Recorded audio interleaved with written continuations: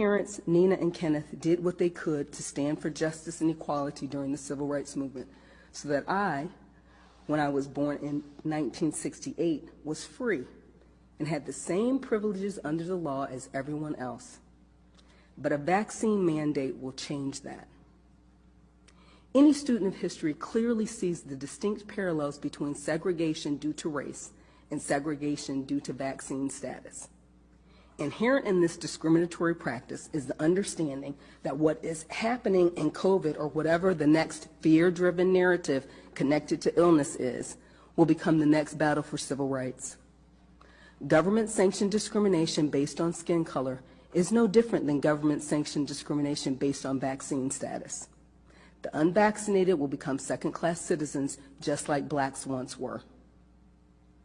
During the civil rights movement, blacks fought against unjust laws.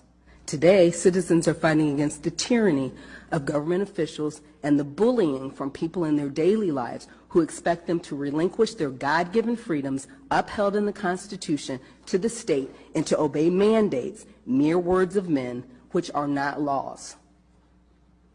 In slavery, blacks were masked for several reasons: to dehumanize, to shame, to silence, to isolate, to punish, to emphasize otherness, and to incite fear.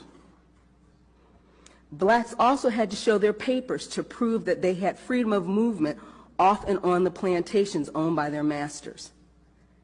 How are the COVID masks, social distancing, tracking and tracing, and vaccine passports of today any different than the tools used by the oppressors of yesteryear?